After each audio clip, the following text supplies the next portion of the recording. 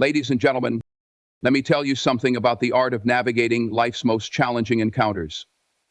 Every one of us at some point will come face to face with toxic people. They show up as negativity, as drama, as chaos in the middle of your journey to greatness. But let me be clear.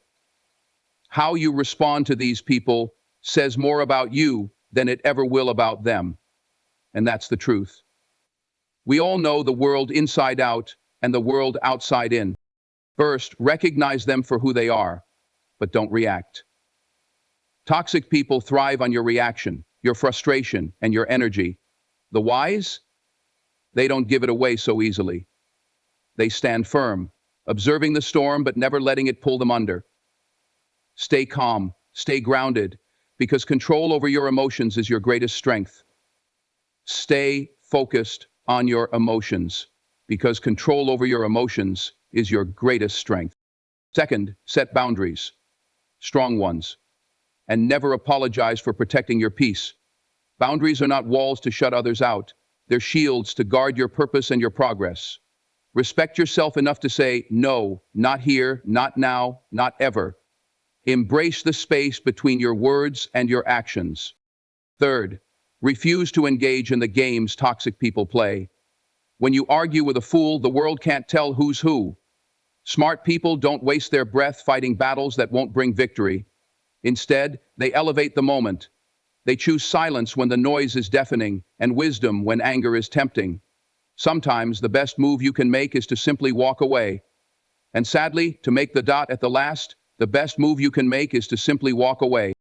And finally, transform the adversity.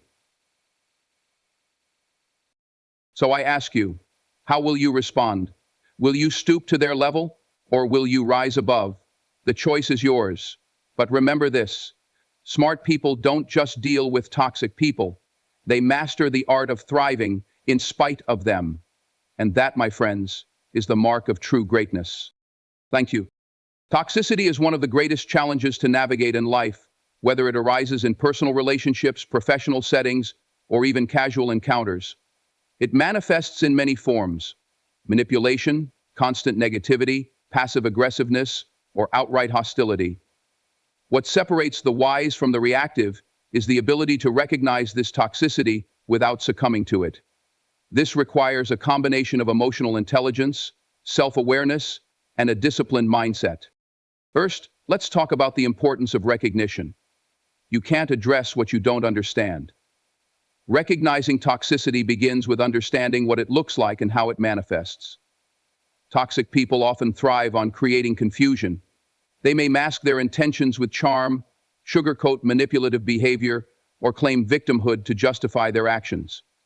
Recognizing this requires you to pay attention not only to their words but also to their patterns of behavior. Do they consistently undermine your confidence? Do they create unnecessary conflict? Are they focused on control rather than collaboration? Learning to spot these red flags early can save you a great deal of emotional energy. But recognition isn't just about identifying toxic behavior in others. It's also about understanding how it impacts you. Self-awareness is your best defense against toxic influences. How does being around this person make you feel? Do you feel drained, uneasy, or constantly second-guessing yourself after interacting with them? These are signs that toxicity is at play. A smart person doesn't ignore these feelings. They see them as signals that something is off. Once you've identified toxic behavior, the next step is deciding not to react. This is where emotional intelligence becomes critical. Toxic people are often skilled at provoking reactions. They may push your buttons, exploit your vulnerabilities, or use inflammatory language to get under your skin. Why? Because your reaction feeds their power. If you react emotionally, whether through anger, frustration, or defensiveness, you're playing into their hands. They thrive on this dynamic, as it shifts the focus away from their behavior and onto your response. So how do you resist the urge to react? The answer lies in emotional detachment. Detachment doesn't mean you don't care. It means you don't allow their behavior to dictate your emotions. This requires practice. Start by observing rather than absorbing. When someone tries to provoke you, take a mental step back and ask yourself, What's really happening here? Is this about me, or is it about them? What is this about me, or is it about them? More often than not, you'll realize it's about them, their insecurities, their need for control, their unresolved issues. Recognizing this helps you depersonalize their behavior and maintain your composure. Another crucial strategy is mastering the art of the pause. When faced with toxic behavior, it's natural to feel a surge of emotion, anger, hurt, or frustration. But before you respond, pause. Take a deep breath, count to 10, or even step away from the situation if possible. This pause creates space for you to process your emotions and choose a measured response. Remember, silence is a powerful tool. It can disarm even the most toxic individuals because it denies them the reaction they're seeking. Well, we were processing trauma. Equally important is the role of self-regulation. This means managing your internal state to remain calm and focused, even in the face of provocation. Techniques like mindfulness, meditation, and journaling can help you develop greater emotional control. When you're in control of your emotions, you're less likely to be manipulated by someone else's behavior. You can acknowledge their toxicity without letting it affect your peace of mind. And therefore, to ensure that your peace of mind without letting it affect your peace of mind, now let's address the concept of boundaries, which is intrinsically linked to recognizing toxicity. Boundaries are your first line of defense. When you recognize that someone's behavior is crossing a line, it's up to you to enforce that line. This might mean refusing to engage in arguments, limiting your interactions with them, or making it clear what behavior you won't tolerate. Setting boundaries isn't just an act of self-preservation. It's a declaration of self-respect. But enforcing boundaries requires you to remain firm, even when the toxic individual tries to push back. Reacting emotionally can weaken those boundaries, whereas staying calm reinforces them. It's also important to remember that recognizing toxicity doesn't mean labeling every difficult person as toxic. People are complex, and even those who display toxic behavior aren't toxic all the time. The key is to discern between a momentary lapse in behavior and a consistent pattern of toxicity. This discernment requires you to stay objective and avoid making assumptions based on one-off incidents. Finally, recognizing toxicity without reacting to it doesn't mean ignoring it. It means acknowledging its presence while choosing not to let it dictate your actions or emotions. It's about standing firm in your values, maintaining your peace, and refusing to be drawn into a cycle of negativity. When you master this skill, you take back control of your emotions, your time, and your energy, and you reclaim your power in any situation. Setting boundaries is one of the most empowering acts of self-respect you can practice.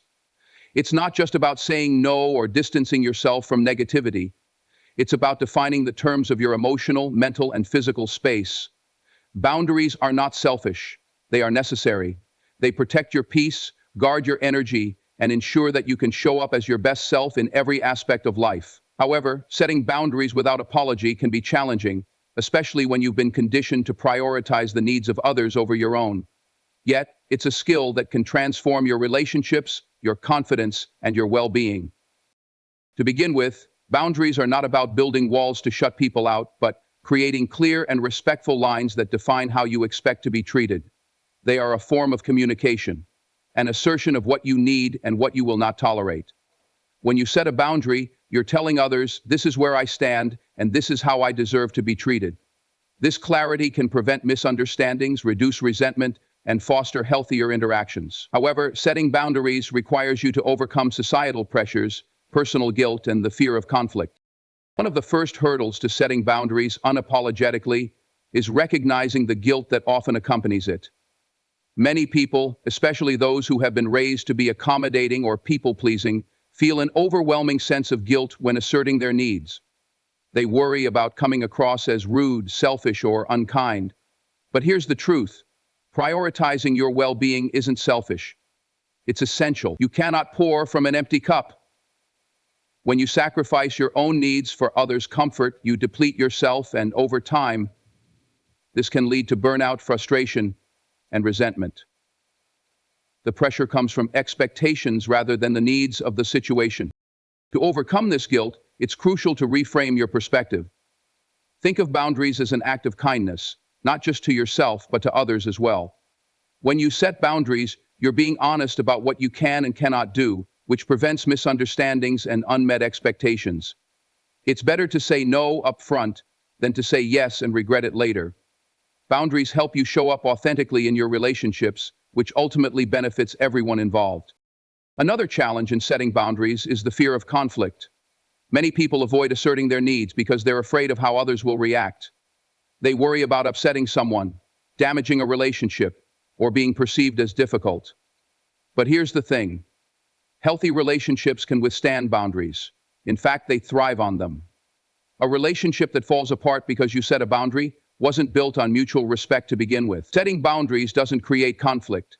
Unspoken resentment and unmet expectations do. By being upfront about your needs, you're fostering transparency and respect. Once you own the room, candidly explain exactly what you want and need from your partner, and hopes and desires will follow from there. When setting boundaries, clarity is key. Be direct and specific about what you need or what behavior you will not accept. For example, instead of saying, "I need some space," say, "I need 30 minutes of quiet time after work to recharge." Instead of saying, "I don't like it when you do that," say, "I need you to ask before borrowing my things." Clear communication leaves no room for misinterpretation, which reduces the likelihood of pushback. It's also important to remember that boundaries are not just verbal declarations. They require consistent enforcement. Saying no means nothing if you follow it up with, "Well, okay, just this once." Consistency is what reinforces your boundaries and shows others that you're serious about them. This doesn't mean being rigid or inflexible. It means honoring your boundaries even when it's uncomfortable. Every time you enforce a boundary, you're teaching others how to treat you, and you're reminding yourself of your own worth. In addition to clarity and consistency, tone matters. How you communicate your boundaries can affect how they're received. Assertiveness is key, but assertiveness doesn't mean aggression. You can be firm without being confrontational. Use I statements to express your needs in a way that focuses on you rather than accusing the other person. For example, instead of saying, "You're always interrupting me and it's annoying," say, "I need to finish my thoughts before I can listen to your input." This shifts the focus from blame to your own needs, making the conversation less likely to escalate. Finally, setting boundaries unapologetically requires you to let go of the need for validation. Not everyone will understand or respect your boundaries, and that's okay. Your boundaries are not up for debate. They are not contingent on others' approval. They are a reflection of your values, your priorities, and your commitment to yourself. You are not responsible for managing others' reactions to your boundaries. You are only responsible for honoring them. Now, in life, you will encounter people and situations designed to pull you into unnecessary conflicts. These could be passive-aggressive comments, overt disrespect, or outright provocations.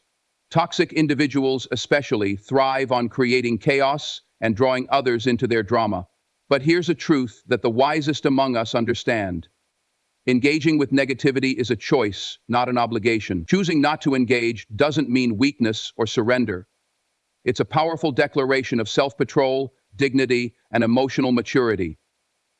Rising above means taking the high road, even when the low road seems tempting. It's about preserving your peace and focusing your energy on what truly matters. And to understand the power of not engaging, you first need to recognize why people seek engagement in the first place. Toxic individuals often feed on attention. Whether it's anger, frustration, or even indignation, your emotional response validates their behavior. They may provoke you with insults, manipulate you with guilt, or try to bait you into arguments. Why? Because as long as you're reacting, you're distracted. Why? Because as long as you're reacting, you're distracted. You're focused on them rather than on your own goals or peace of mind. For these individuals, your engagement is their fuel, and your silence is their kryptonite. The first step in rising above is mastering the art of discernment. Not every battle is worth fighting. Ask yourself, is this worth my energy? Does responding serve a purpose, or will it simply escalate the situation? The wise know that silence can be more powerful than words. When you refuse to engage, you deprive the other person of the satisfaction they seek. You send a clear message: I will not stoop to your level. This doesn't mean ignoring legitimate concerns or avoiding necessary confrontation. It means choosing your battles wisely and refusing to be dragged into unnecessary conflict. End quote. One of the greatest challenges in not engaging is resisting the urge to defend yourself. When someone insults or criticizes you, your instinct may be to respond, to explain, or to fight back. But ask yourself, who are you defending yourself to? Someone who's already made up their mind about you? Someone who's not interested in the truth but in provoking you? Engaging in such situations rarely changes the other person's perspective. Instead, it drags you into their negativity. By not defending yourself, you maintain your power and refuse to let their words define you. Detachment is a critical skill when it comes to rising above. Detachment doesn't mean indifference. It means separating yourself emotionally from the situation. It means acknowledging what's happening without letting it consume you. One way to practice detachment is by observing rather than reacting. When someone tries to provoke you, pause and take a mental step back. Imagine you're watching a scene unfold in a movie. What's their motivation? What's the bigger picture? This perspective helps you depersonalize the situation and respond with clarity rather than emotion. Another key to rising above is controlling your emotional triggers. Toxic individuals often know exactly how to push your buttons. They exploit your vulnerabilities to elicit a reaction. The more aware you are of your triggers, the less power they have over you. When you recognize that someone is trying to provoke you, take a deep breath and remind yourself that their behavior is a reflection of them, not you. Emotional regulation is a skill that takes practice, but it's one of the most effective ways to maintain your composure in the face of provocation. Rising above also means embracing the power of silence. Silence is not a sign of weakness, it's a strategy. It denies the toxic individual the attention they crave and gives you the space to maintain your composure. Silence can be an act of defiance, a refusal to participate in their negativity. It can also serve as a powerful tool for setting boundaries. When someone realizes they can't get a reaction from you, they may eventually stop trying. Walking away is another form of rising above. Sometimes the best response is no response at all. Leaving a toxic conversation or situation doesn't mean you're giving up. It means you're choosing yourself over the chaos. Walking away protects your peace and sends a clear message that you won't tolerate disrespect or manipulation. It's an act of self-respect and empowerment. Finally, rising above requires a strong sense of self-worth. You need to believe that you're worthy of peace, that you're above petty conflicts, and that you don't need to prove your value to anyone. This self-assurance allows you to remain grounded, even when others try to drag you down. It reminds you that your time and energy are too valuable to be wasted on negativity. When you come to this realization, your own spirituality will be wasted on negativity. By choosing not to engage, you reclaim your power. You remind yourself and others that you are in control of your emotions and your responses. And in doing so, you not only rise above the negativity, but also elevate yourself to a place of strength and clarity.